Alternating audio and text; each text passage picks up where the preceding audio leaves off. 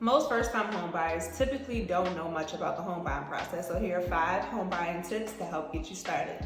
Hey guys, it's Tyler. I'm a realtor and welcome to a weekly video where I give tips and advice on buying, selling, and investing in today's real estate market. So, tip number 1, know that you have a choice when it comes to choosing a realtor to work with. I ultimately recommend that you get a referral if you don't know a realtor personally. So if you know someone like a family member or a friend, I would recommend asking them, hey, do you know of a realtor? I'm looking to buy soon. I want to be able to work with a real estate professional. Do you know of anyone? That at least will tell you, hey, if they know this person and they maybe done work with this person, then they ultimately trust them. Because let's be real, you're making the biggest purchase of your life. You want to work with someone you trust. Tip number 2. So if you think you're ready to buy within the next 6 to 12 months, I would highly recommend you start speaking with a realtor now. Speaking with a realtor now will allow you to be able to put a plan into place of what you need to do within the next few months so that you're properly prepared when the time comes to start seeing homes and being able to put an offering on the home that you find. The dream home. This tip ultimately leads me into tip number 3, because when you speak with a realtor, you're typically speaking with one of the realtor's preferred lenders as well, so they can also help you put a plan into place as to what you need to do financially to be properly prepared to purchase a home within the next 6 months to 12 months. So for example, let's say for instance that you might have something going on with your credit that you just never knew.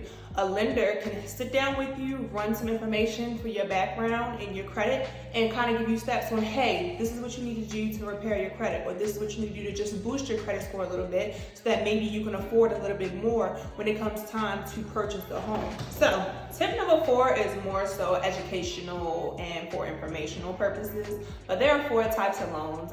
Most first-time home buyers don't know about them, so I'm going to list them for you. I'll explain them more in depth on a different video, but for today I do just want to just list them for you. So there's a FHA loan, a conventional loan, a VA loan, and a USDA loan. Most people qualify for FHA and conventional loans. VA loans are typically for veterans, and then USDA loans is for like farm properties, which not many people are getting farm properties, but if they did, they would typically use the USDA loan. Now, let's talk a tiny bit about FHA and conventional. FHA loans, you typically only have to put down 3.5% for a down payment. Conventional, you typically have to put down 20% unless you're a first-time home buyer and you have high enough credit to where you only have to put down 3% for a down payment.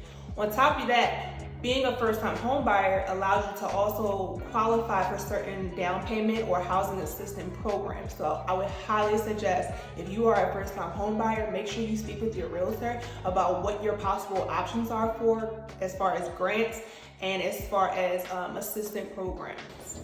And tip number 5, do a budget. I cannot say this enough. When it comes time to get prepared for buying a home, you need to have a budget put in place so that you know you're putting a good amount aside for down payment, any other fees or expenses that may come up within the home buying process. I personally put aside 30% of my income when it comes to saving up for any particular expense or whatever the case may be. But do what's right for you, but definitely do a budget so where you're still able to afford your current bills and all that stuff, but you're also putting aside money to be prepared for when you get hit with a couple different, expenses along the home buying process way. So if you made it this far and you have not hit that subscribe button yet, go ahead and hit that subscribe button, as well as hit that notification bell so you never miss a video when I post, as well as comment below what are some other things you would like me to talk about when it comes to buying, selling, and investing in today's market. But other than that, talk to you guys next time.